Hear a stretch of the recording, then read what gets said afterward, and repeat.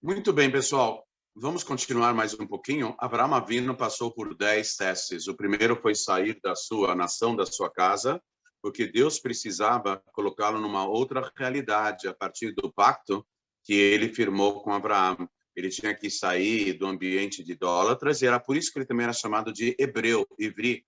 Ele se colocou à margem daquela sociedade que era totalmente doente, porque Deus, como fonte de inspiração, como padrão referencial de conduta, é importantíssimo que nós tenhamos como concepção a devoção ao único Deus. E é esse Hashem que se revelou para Abraão e pediu para ele ir para uma terra especial, para que ele começasse uma missão especial, e no transcorrer do tempo, pelas gerações, dos anos, séculos e milênios, teria como objetivo principal a elevação espiritual do mundo, transformando o mundo numa moradia para Deus.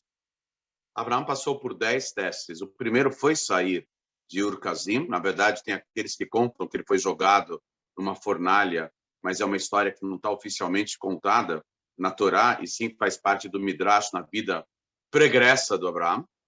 Ele passa por vários testes e logo de início, ele, devido à fome na terra de Israel, ele vai para o Egito, etc., etc., como nós sabemos do relato da história dessa parashá. Avraham Avinu é uma pessoa muito elevada espiritualmente, e o sonho dele é ter um filho.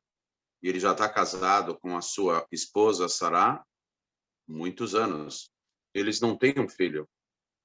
E ele tinha valores da família. Aliás, Abraão foi o único que, com a sua família, preservou a língua hebraica. Abraão ele já estava vivo quando houve a Torre de Babel. Ele não participou, mas ele já existia, Abraão, quando houve a Torre de Babel.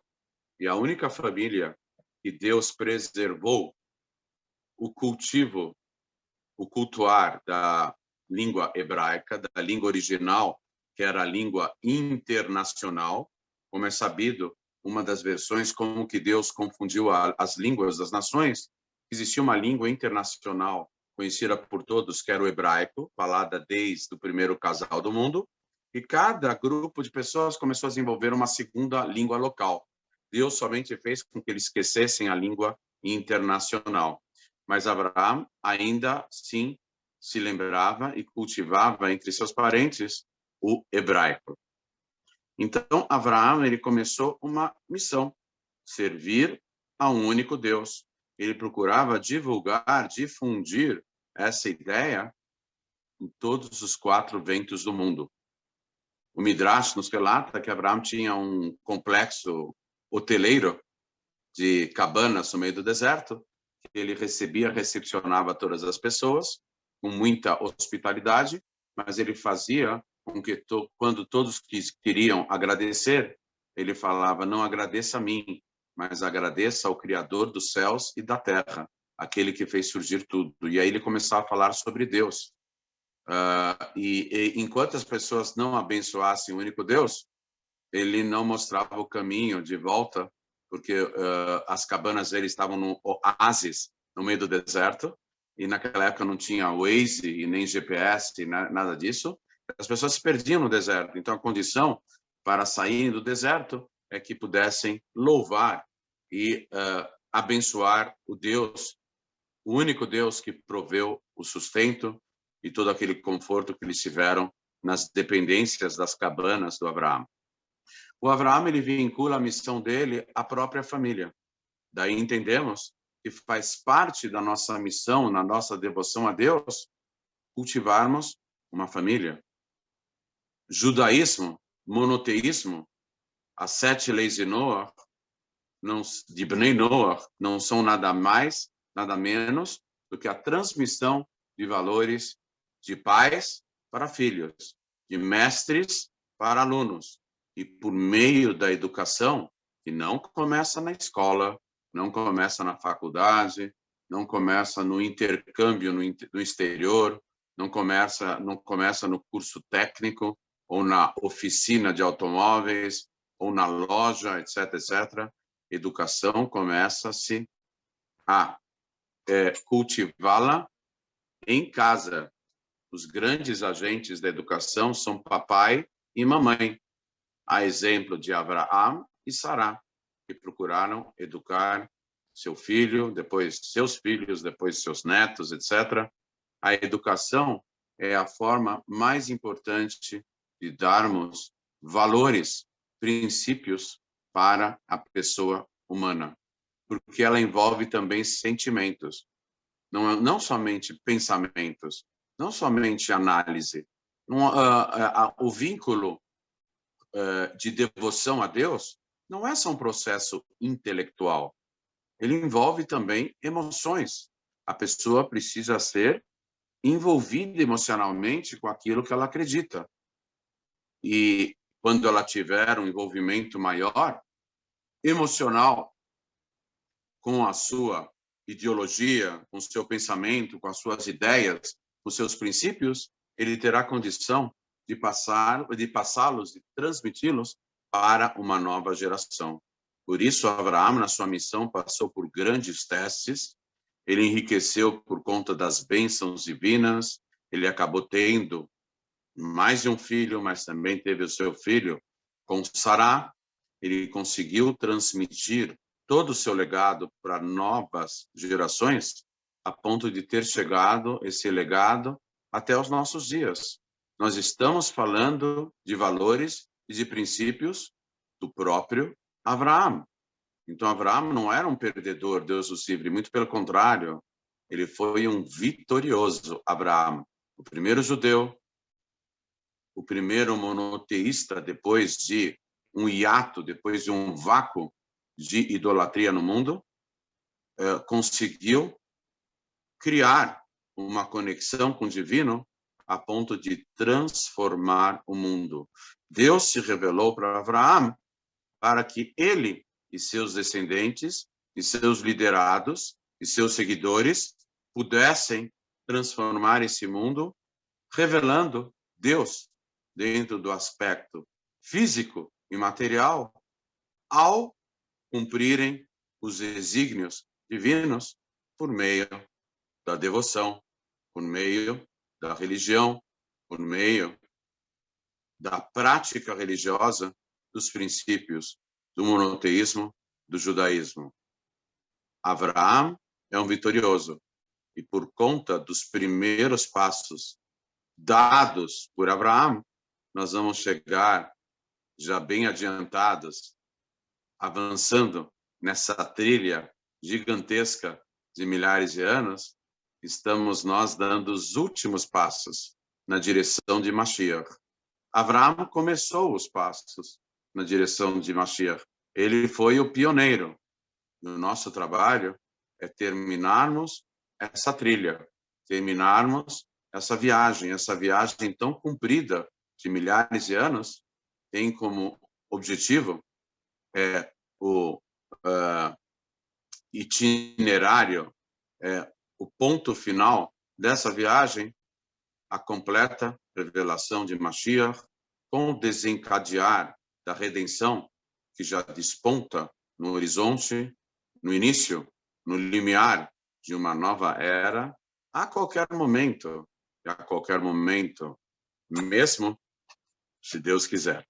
Nós vamos agora abrir os microfones para, na medida das possibilidades, respondermos algumas dúvidas e perguntas que possam ser formuladas aproveitando essa oportunidade da nossa aula.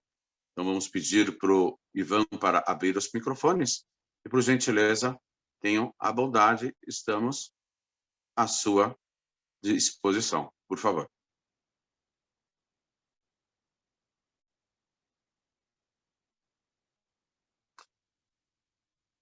tinha um professor de cursinho, ele costumava dizer, se as pessoas não têm perguntas, ou é porque elas entenderam absolutamente tudo, ou porque elas não entenderam absolutamente nada.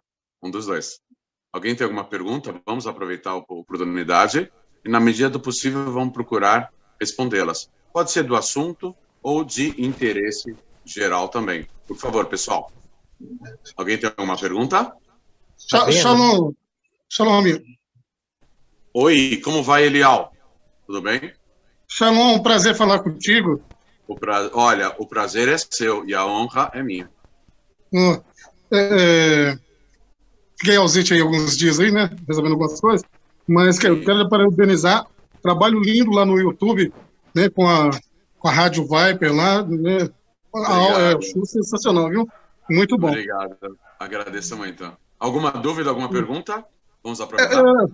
Uma dúvida minha, né? Eu estava fazendo um estudo aqui da Torá, né? E tem um grupo que eu participo e eu achei muito interessante que alguns dos patriarcas descendentes, né, de Adão, de Enoque, né, de Matusalém, né, eles eram contemporâneos a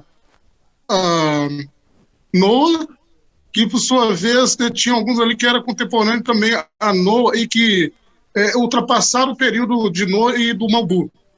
Eu fiquei assim, na dúvida se todos eles estavam dentro da arca, que somavam 8 pessoas. Na verdade, todos pereceram antes do dilúvio. Os tzadikim, os homens iluminados, as pessoas iluminadas que viveram antes de Noa. Mas tem uma curiosidade incrível. O pai de Noa conheceu Adão. E Abraão conheceu Noa. Então, a tradição do monoteísmo e os valores da Torá, mesmo sem o texto bíblico, já eram conhecidos. Por quê? Porque Adão teve contato com Lemer, o pai de Noa estudou com Adão e conheceu Adão. Noa não conheceu Adão, mas o pai de Noa conheceu. Hanor, Metushelach, Matusalém, eles conheceram Adão. Adão viveu muito. Todos eles. Noa nasceu um pouco depois do falecimento de Adão. Adão viveu 930 anos, Noa viveu 950. Mesmo assim, Noa viveu um pouco depois. O pai de Noa conheceu Adão. Então, veja só. A tradição, mesmo que não fosse por meio da Torá, o conhecimento de Deus e o monoteísmo passou por 4 pessoas, de Adão até Abraão. Adão transmitiu para o pai de Noa, o pai de Noa transmitiu para Noa, e Noa transmitiu para Abraão. Esses 4 se conheceram. Abraão não conheceu o pai de Noa, só conheceu Noa. Noa não conheceu Adão. Quem conheceu Adão foi o pai de Noa. Mas essas 4 pessoas, num período de quase 2000 anos, transmitiram os valores do monoteísmo, mesmo que eles não fossem revelados no cume do Monte Sinai por Deus. Sim, sim. Muito bom, muito bom. Agora eu compreendi. Eu fiquei nessa dúvida por causa dessa transição, né, da informação de Noa. Na Torá está escrito, na Torá está escrito que o dilúvio começou depois de uma semana.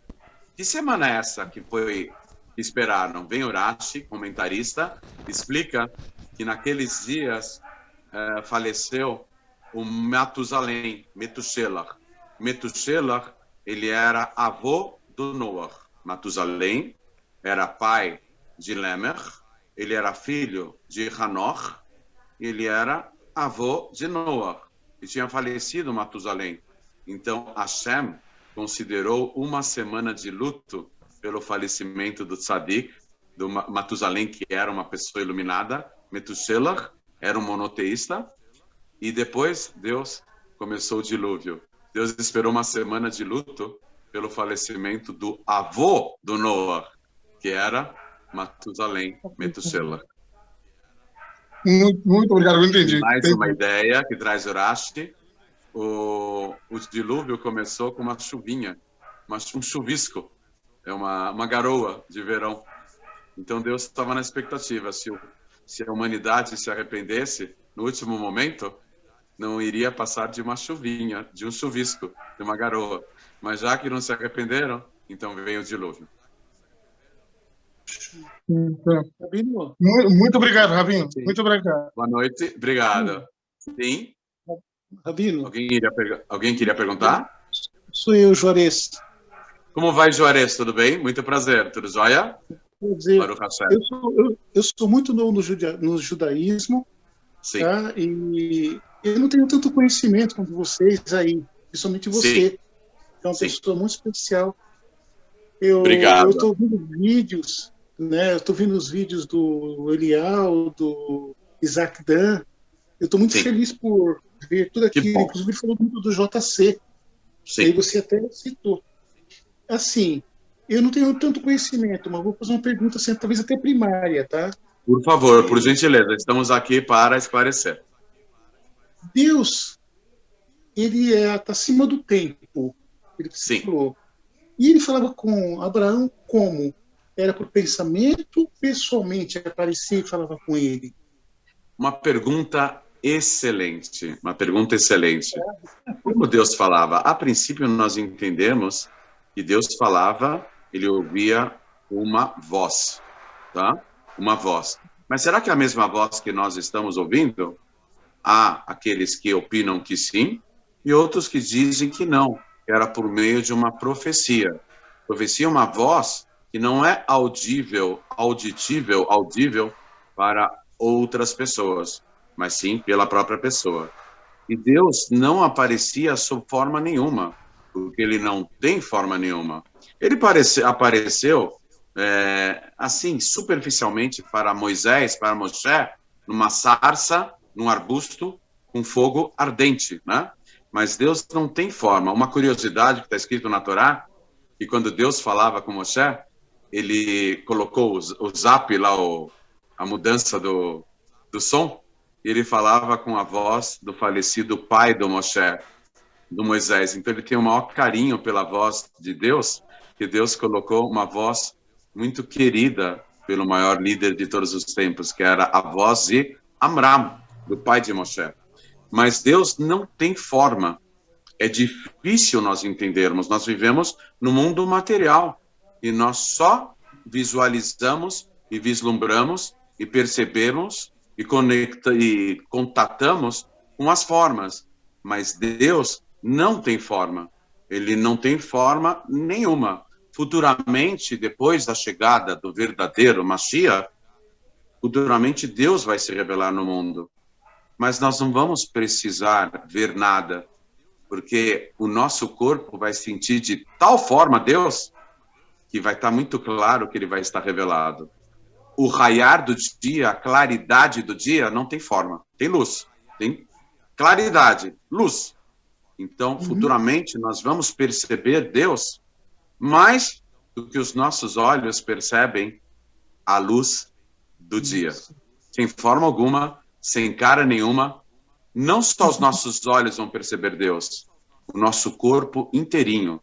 O rei Davi, nos Salmos, ele fala, e da minha carne verei Deus. A minha orelha, o meu nariz, o meu braço e o meu corpo, futuramente verão Deus da mesma forma que meus olhos. Vai ser muito mais do que a visão, muito mais que uma imagem. Imagem ainda é limitada, vai ser uma percepção que mal conseguimos imaginar no presente momento. Obrigado. Muito obrigado. Shalom. Shalom, tudo de bom. Obrigado pela participação. Mais alguma pergunta, pessoal? Vamos aproveitar? Rabino? Oh, estava com saudades, Gabriel. Tudo bem? Tô ótimo, graças a Deus. Baruch Hashem. Eu quero saber o seguinte. Sim. Ló, ele preferiu, assim, né, quando os anjos foram para lá, arriscar as figas dele para aquele pessoal. Como? Pode repetir? Não entendi direito. Pode repetir? Ló, no caso, quando ele recebeu a visita dos anjos, os anjos queriam ter sim, Abraão. Sim, Abraão. Sim. Não, Ló, no caso, Ló. O Ló, o sobrinho dele. O sobrinho do Abraão não era muito legal. Mas ele aproveitou a viagem do Abraão indo junto com o tio. Aliás, o sobrinho era muito parecido com o tio, e vou contar um detalhe do Midrash. A Sara, esposa do Abraão, era irmã de Lot. Ou seja, a Sara era sobrinha de Abraão.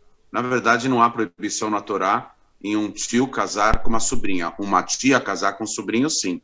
Olha que interessante. Quando Abraão falou para o faraó que a Sara era irmã dele, ele de forma alguma ele mentiu, porque naquela geração o costume era chamar os irmãos e os filhos dos irmãos também de irmãos.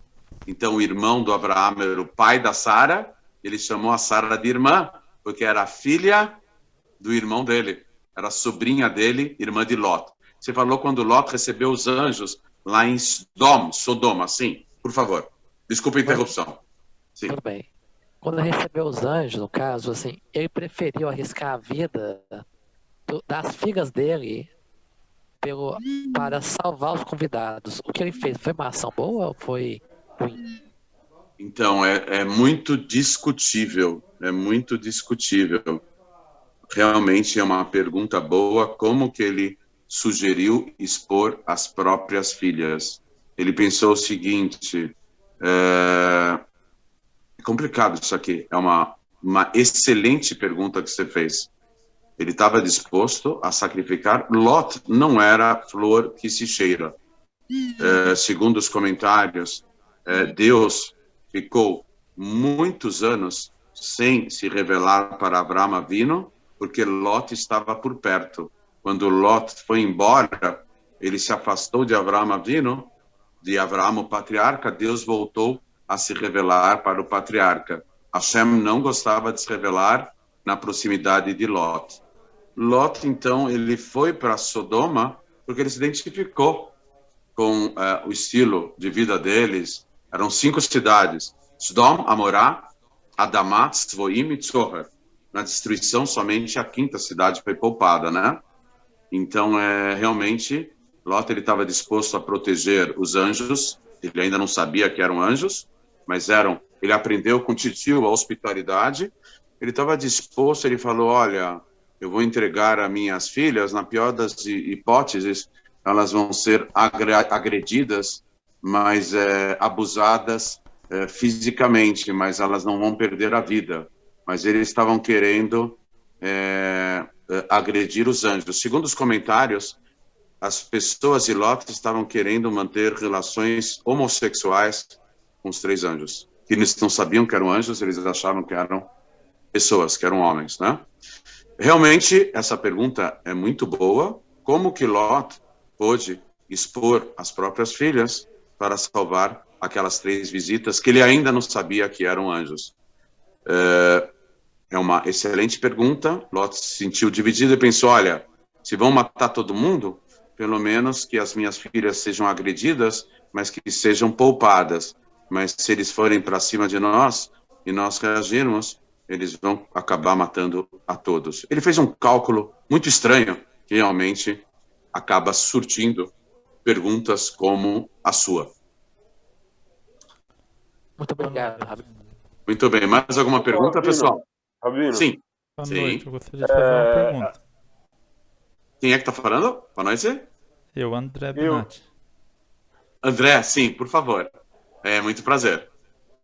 Prazer todo meu, Rabi. Deus, bendito seja Deus pela tua vida e os ensinamentos que você tem Amém para transmitido. todos nós. Para todos nós. Rabi, minha pergunta é a seguinte. O Deus se revelou a Abraão e de Abraão veio toda a linhagem dos judeus. Sim. Mas quanto às nações vizinhas que ali viviam, e Deus não se revelou a elas, porque no começo você disse assim, elas adoravam até o pó. Será Sim. que não era por motivo de ignorância, de saber que existia um Deus grande, esse Deus, vamos dizer, entre aspas, se manteve em silêncio e não se revelou a eles? Será que Na talvez verdade, se eles tivessem consciência do eterno, eles teriam deixado a idolatria de lado? Uma excelente pergunta, mas em todas as gerações havia um grande líder que era monoteísta. Antes de Abraão, tinha o pai do seu bisavô, que era Ever, depois o bisavô do pai do seu bisavô, que era Sem, e depois até o Noah, etc. A diferença é que esses líderes, eles não iam a campo, eles não procuravam as pessoas, eles esperavam que as pessoas viessem até eles, inclusive Noah. O profeta Jeremias e Jeremiel, ele chama o dilúvio das águas de Noah, porque ele impõe uma certa culpabilidade pelo fato do Noah não ter se esforçado mais para salvar aquela geração. Quando chegavam até ele, falavam: "Ô Noah, que é isso? Você está construindo um barco, uma embarcação, um caixote gigantesco, uma arca, mas aqui no meio do deserto, alguns quilômetros do mar? Tá maluco, meu? O que você está fazendo aí?" Ele falou: "Não, eu estou construindo uma arca porque vem um grande dilúvio, então vocês precisam se arrepender do comportamento de vocês, etc." Mas ele não foi a campo. Abraão Avinu foi por que ele mereceu a revelação de Deus de uma forma mais intensa? Porque ele foi a campo. Ele começou a divulgar a ideia de Deus, mesmo antes de Hashem, de Deus se revelar para ele. Realmente é uma pergunta muito boa, muito pertinente que você fez, mas as nações do mundo não tinham culpa da sua idolatria.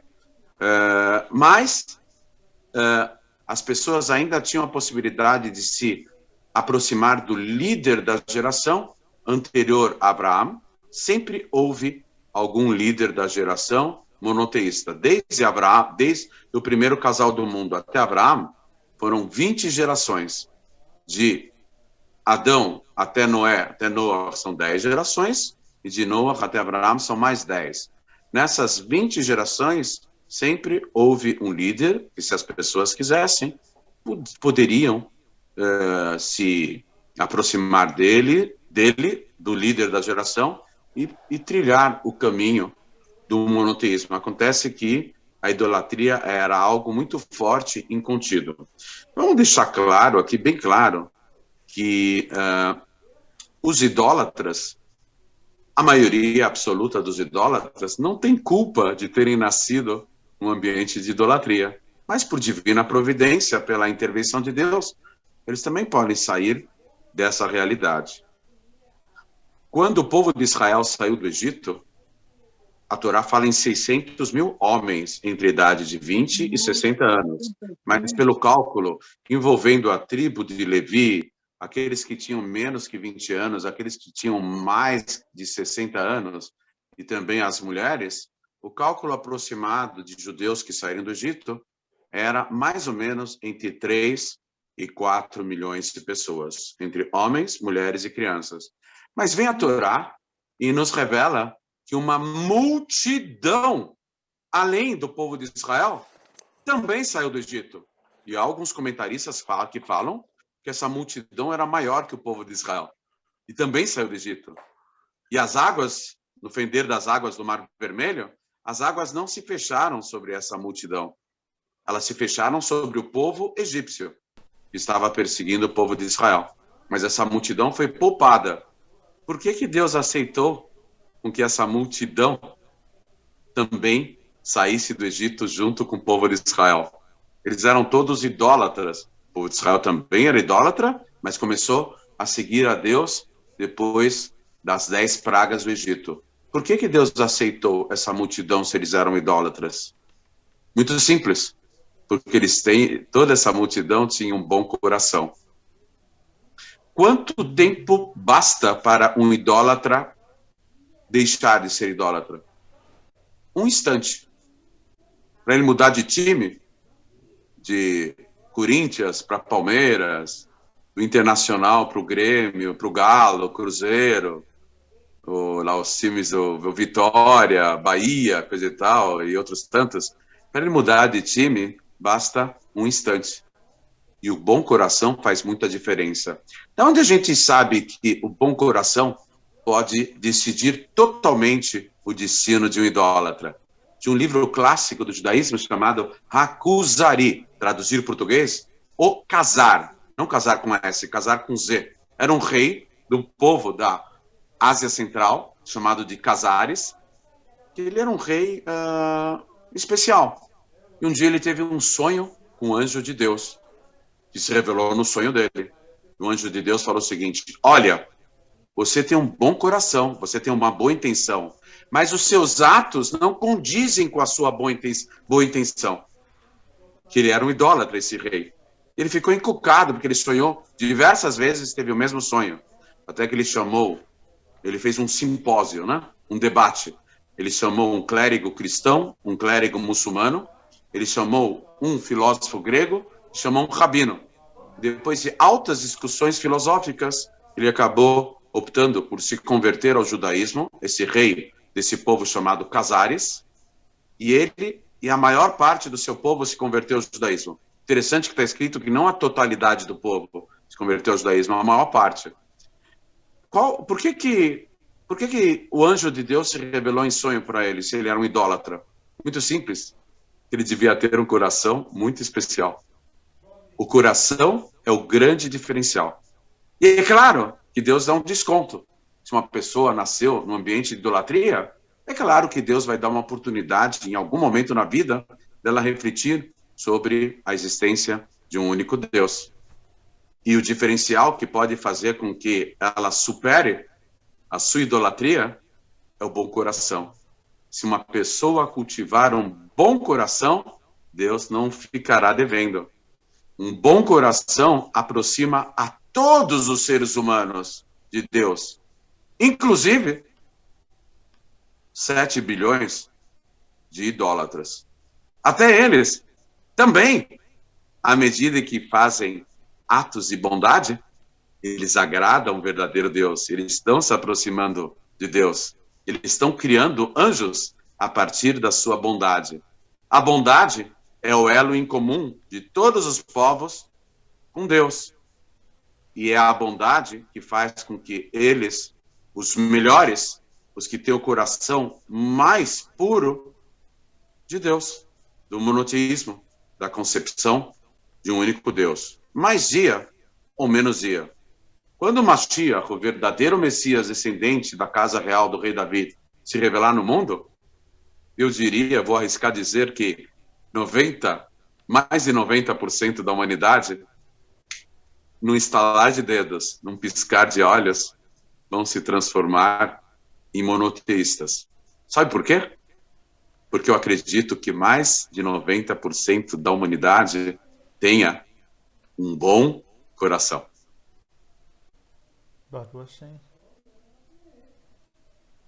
Gostei. Mais uma pergunta, pessoal? Fábio, eu tenho uma pergunta. Por favor. Quem é? Helena, tudo bem? Isso, tudo bem, Mário Vexame. Tudo bem, Rabi, eu queria saber sobre os ossos. Quando teve o dilúvio, os ossos de Adão, os ossos do Metusalém, esses ossos foram junto com a arca ou eles ficaram onde estavam? Então, eles foram poupados. Segundo a Torá, o dilúvio mexeu com 3 palmos da terra firme e do solo do mundo inteiro. Porque, eu vou dizer mais ainda, até as plantas se corromperam.